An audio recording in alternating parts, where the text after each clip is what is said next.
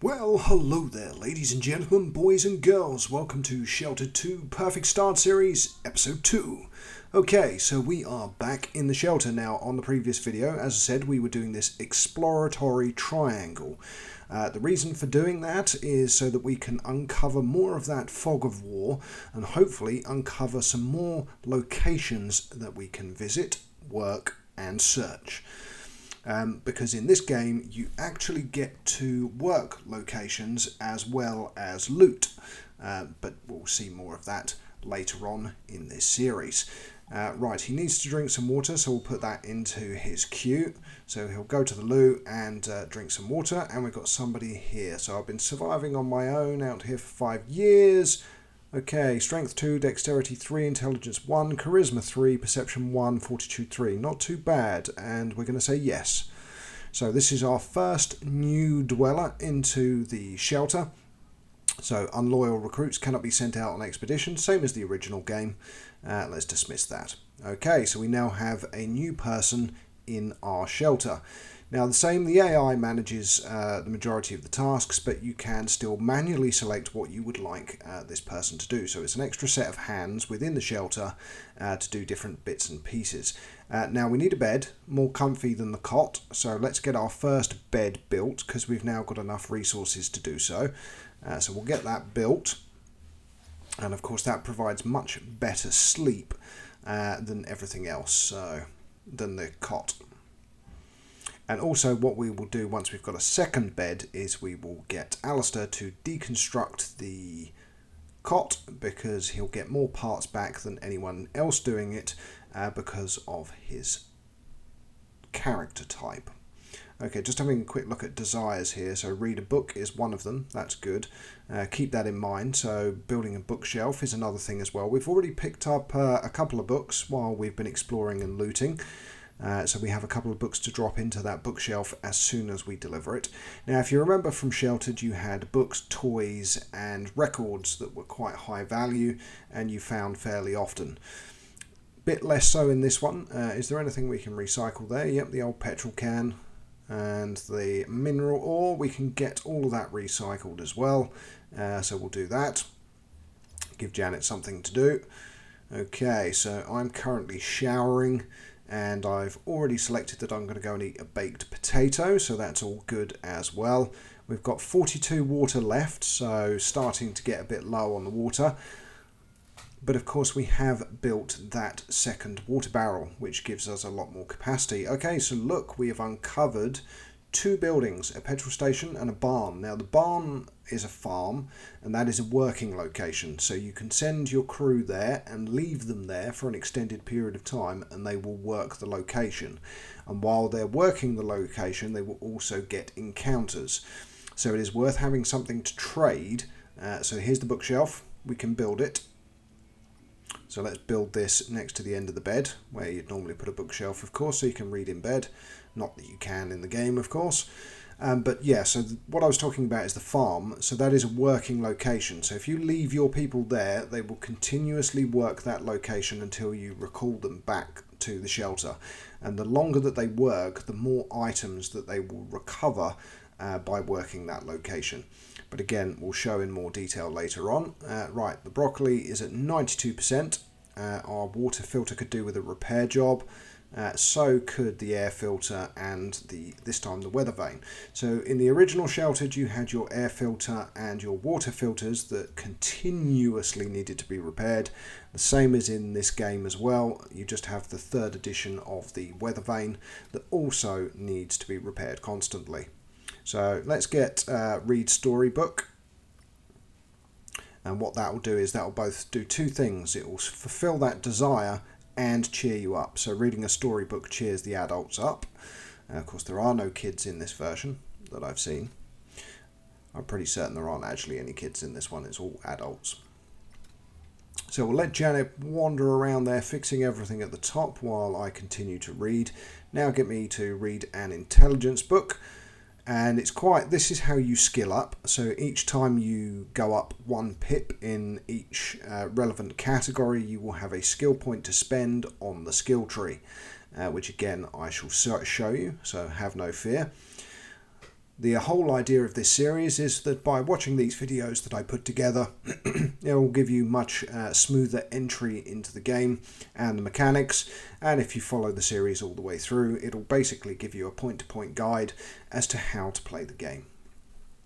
Which is what I like doing for people, because I know that you get a lot of these things during games where you go, what the hell is that?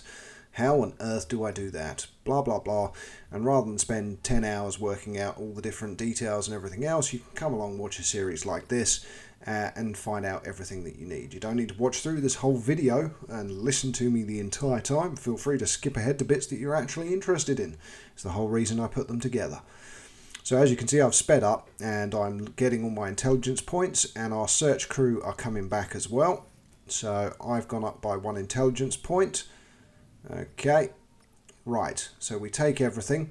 Now you'll see the food is greyed out. So what you need to do is go over to the food tab there, click on it, and now you can take it. So that was one of those early game dilemmas I had, because it looked like you couldn't collect food or medicine when you came back from a quest.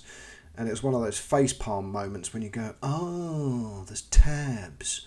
So I have to click on food to collect food, and I have to click on medical to collect meds. Okay. But that was definitely a facepalm moment. Now we're cancelling her eating because her hygiene is over 50%.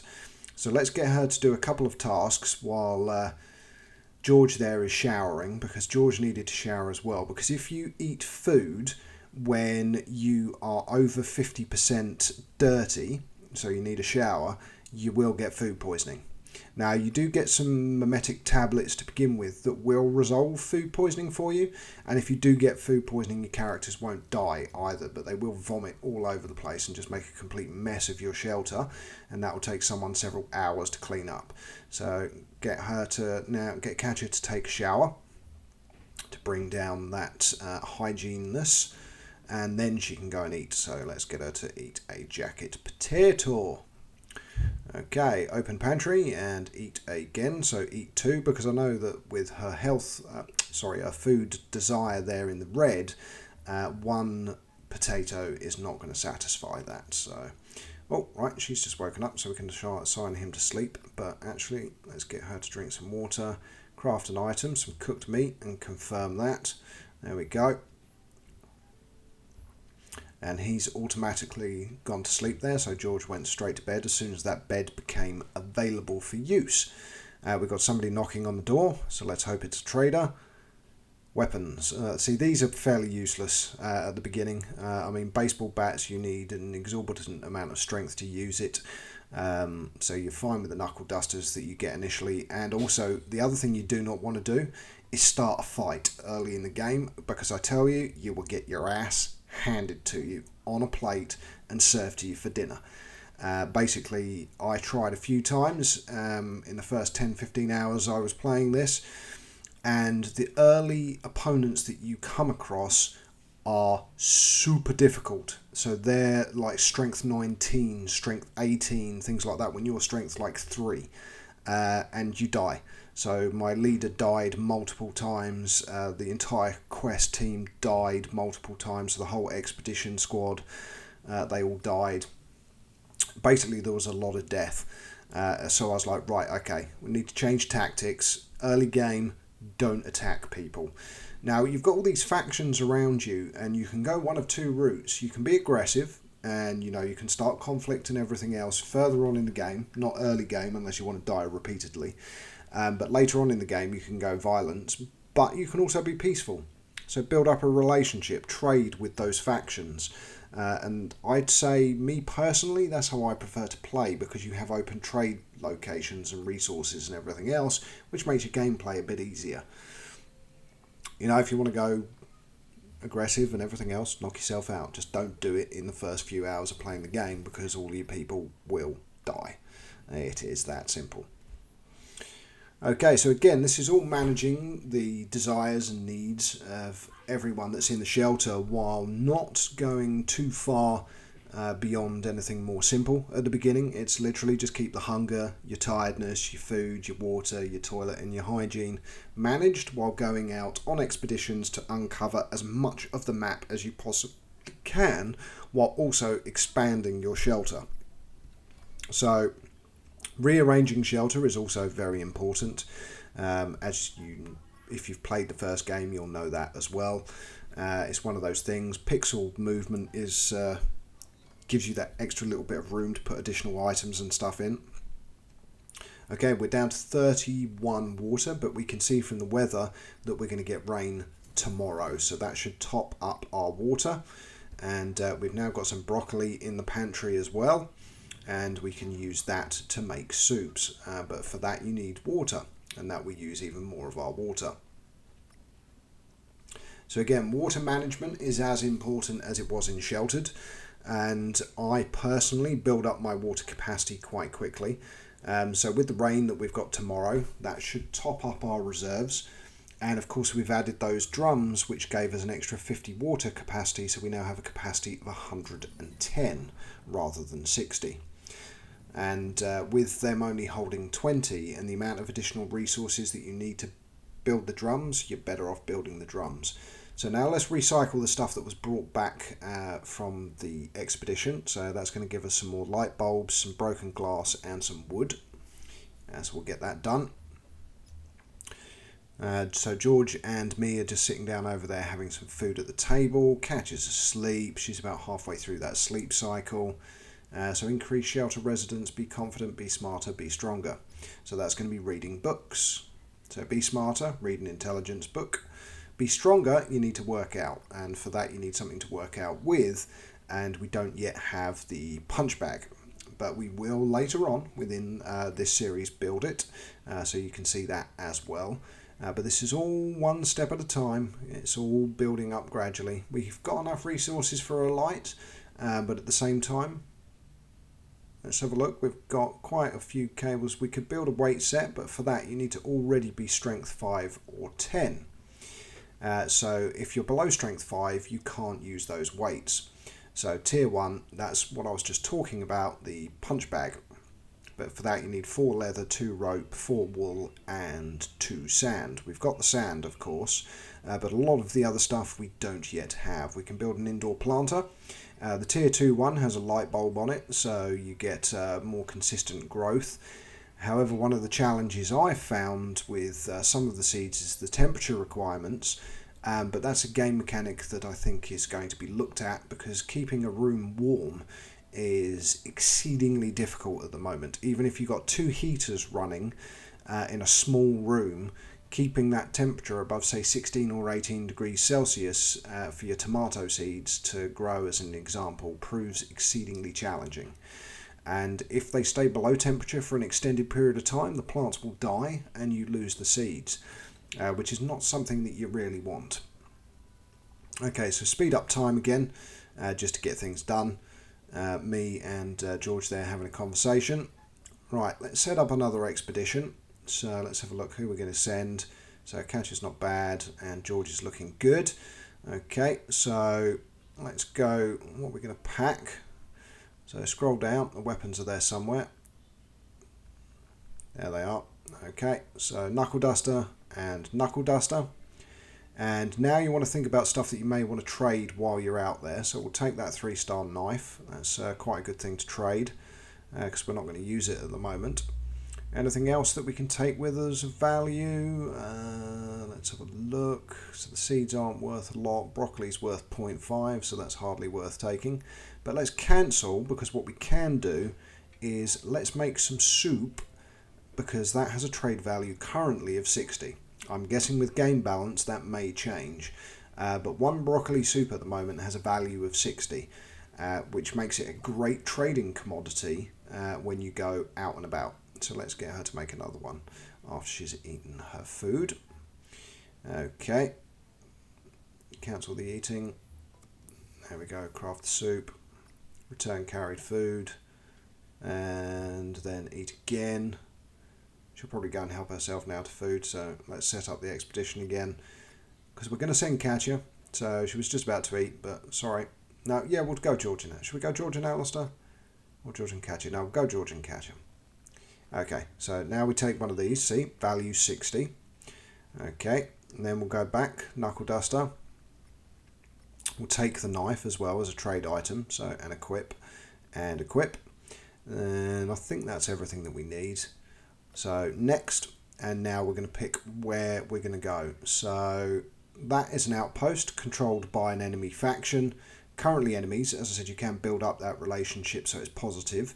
We'll again explore the edge, and then we will return to the shelter. So we'll explore a location, and then we will head back to the shelter again.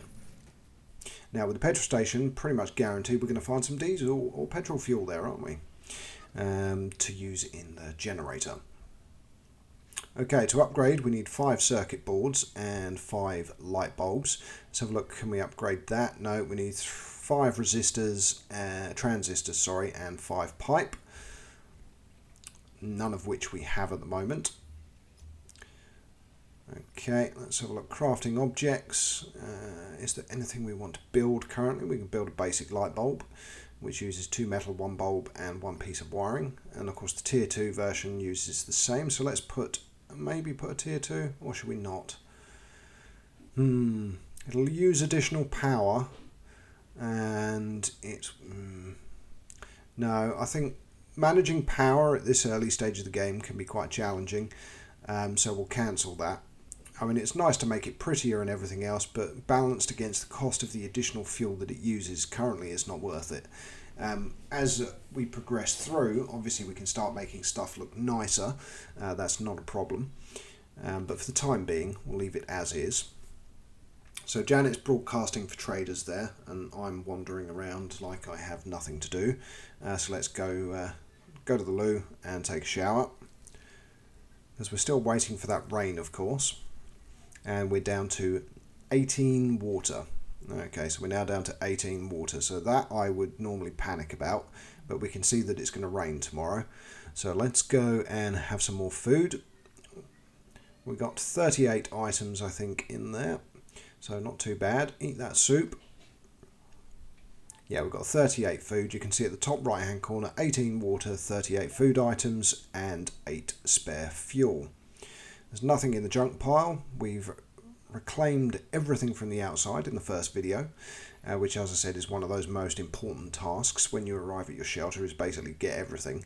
And if you have the resourceful skill within one of your crew, use them to deconstruct everything, because they're going to get more than someone who doesn't have that skill. Okay, again, so now we have an encounter on our expedition, so let's go have a look. Okay, they've actually met the encounter at the petrol station. So what do you want? I'm armed, you know. Well, we're going to trade. So as I said, attack or flee is not worth it, so we can trade. And let's see what we've got. A valve, some metal, and some antibiotics by the looks of it. So there we go, 28.5. That knife's worth 30. 100% chance of the trader agreeing. There we go. Click anywhere to continue, and George got an additional charisma point for that, so he now has an additional charisma point to spend. And again, as I said, I will show you how all of that works as well. So here we go. So I earned a intelligent point, so now we can spend it. So we've got emergency tourniquet, so it gives you the stats of what it is. Focused, which is a passive skill, increase accuracy of all melee attacks by 10%. Medical training, increase first aid kit effectiveness by 25%. Mental fortifications, 2.5% less chance of having a mental breakdown. Then tier 2, we've got resourceful healing, so 10% chance it won't use the med kit. XP gain from combat, increased by 50%. Knowledge of anatomy, your advanced knowledge provides an increase in melee damage. Advanced CPR training, so it gives you a 75% chance of recovering a character using CPR. Emergency healing, so you can perform a heal action to heal 25% of the target character's max health, so long as their health is less than 25%. So you just decide which skill you want to add the point to, or you could add to some of the skills that are already there. It's entirely up to you. So let's have a look. Which one do we want? We've also got distraction tactics. So this increases your chance of escape from combat, so that's worth having at the beginning, so we're going to get that. So now has a 20% chance if he is on an expedition of escaping combat. That's worth having, because as I said, combat in the early days is going to annihilate you. and it's something you want to avoid at all costs, but sometimes you can't. So let's give ourselves an additional percentage chance of being able to get away without dying. Now, there's a problem here. They have had that encounter, but they didn't actually search the petrol station. So after they've done this expedition, we're now going to need to send out another expedition to go and actually search at the location. So whereas in the original game, if you had an encounter at a location, you would deal with that encounter and then you would search the location. This time, in this version of the game, so in the sequel, you carry on your journey without searching the location, so you then have to go back on another expedition to go and search it. If it's a working location, you will get encounters, but you do continue to work the location after each encounter until you cancel it, and depending on how long you've been working will determine how many items you get from that work. Okay, our trap has 2 remaining activations. The plant is at about 40% growth there, I think it was. Let's speed up time. So our expedition are currently resting. So let's repair stuff. Okay, that's 25 out of 29. So that could be doing with being repaired as well. Okay. Of course, keeping up on everything being repaired and clean and everything else is some of the more important mechanics of the game. Great example, I had a halogen heater in one of my rooms on one of my other games when I was doing the beta testing that it caught on fire. I ignored it for too long and it caught on fire. So that's not something that you want to happen, and it took ages to then repair it back as well.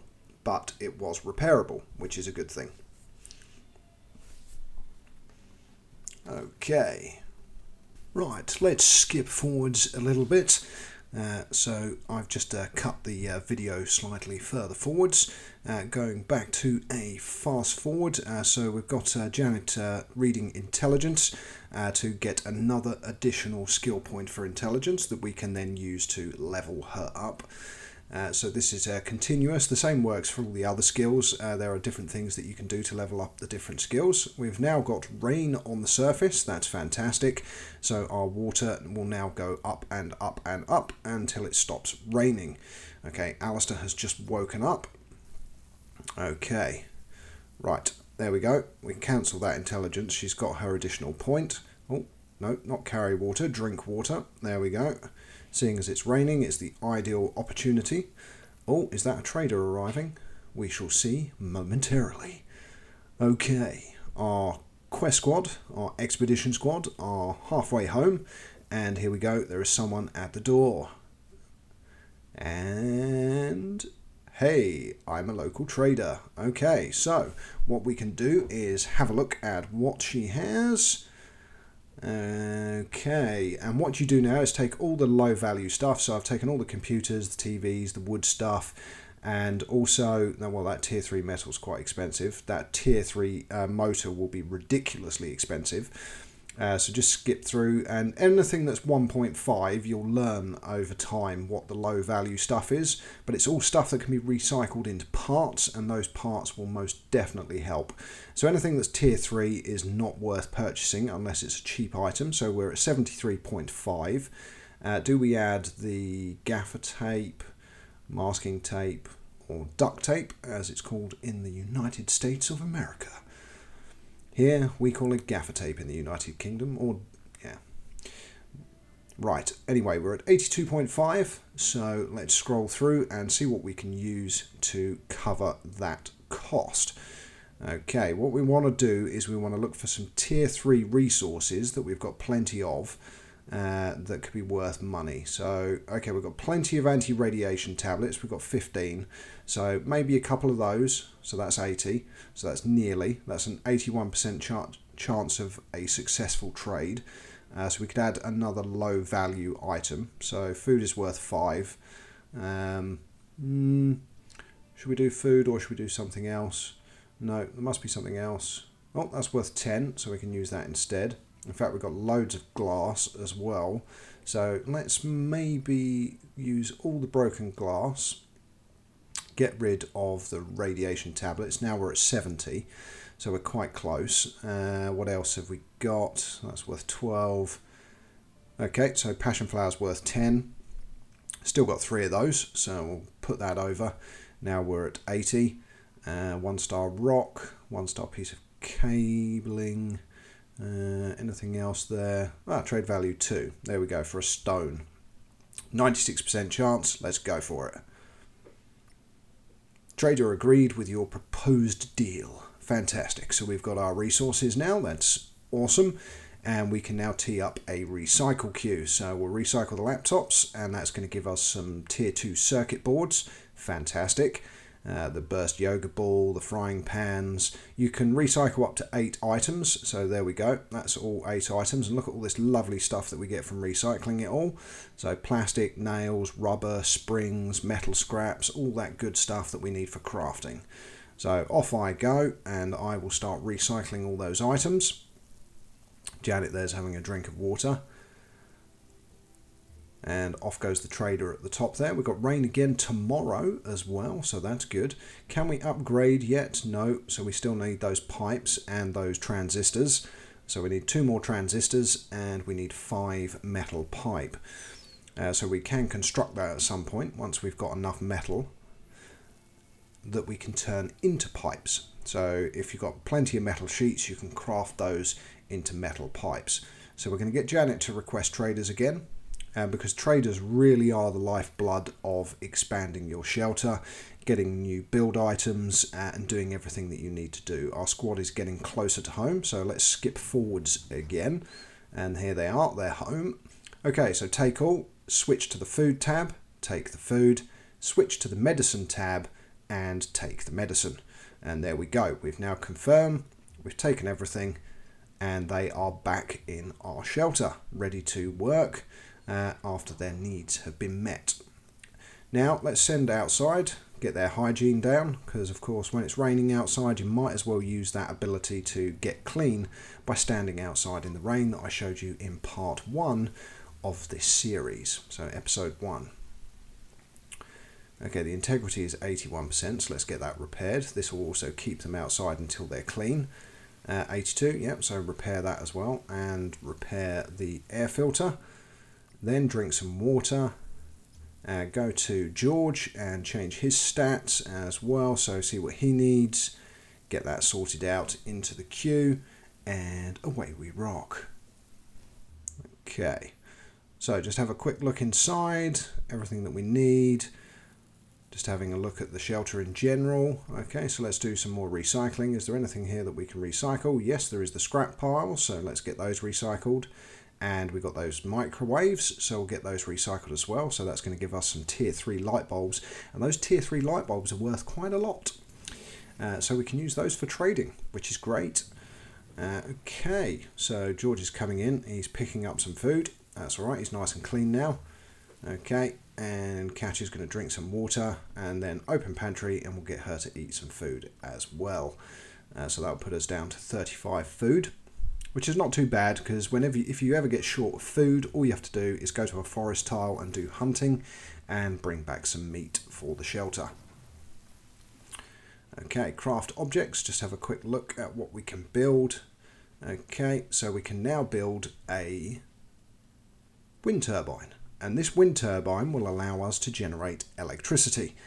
So taking the load off of the generator, so just choose where you want to put it. I'm going to put it between the weather vane and the oxygen filter. And there we go, click, and off George goes, and he'll construct that now. He still actually needs to drink some water, but that's fine. We've got rain tomorrow, we're up to 80 water now, so all looking good. There's some fuel in the generator. So everything's looking fairly healthy, but for this video, I'm going to do a couple more minutes of footage. But for this Perfect Start series, if you're following along and the game has now been released, or you're waiting patiently for the game to release, continue watching this series, and I will publish episode 3 within the next week or so. But I do hope you're enjoying the series. If you are, do give a like, comment, and also subscribe to my channel.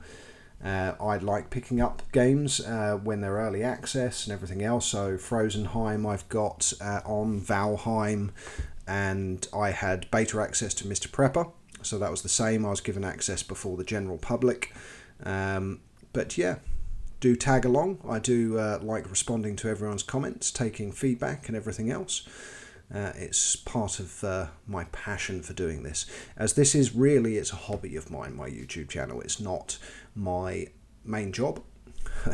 Far from it. I wouldn't be able to live on the income I get from this, put it that way. I've made less than £100 out of YouTube so far. That's for all of the monetization that I have. So it's not, you don't really make a lot of money through YouTube. If it's not a passion of yours, it's not really worthwhile doing. It has to be a passion project. Anyway, I do digress. Let's go back. So we're crafting away there, so recycling all those items. And let's see, we can now almost upgrade. We need to make 2 more pieces of pipe. So let's go to craft item and go to pipe and 1 and confirm. I think I did say we needed 2 then. So he's going to craft that now. So let's get Alice to go get okay. No, let's go back to George. And now go to upgrade. Did I do that right, or do I need to make 1 more? No, I did do it right. Okay, there we go. So we're going to upgrade the water filter, and that will increase the amount it generates. But until next time, I'm Know It All Gaming.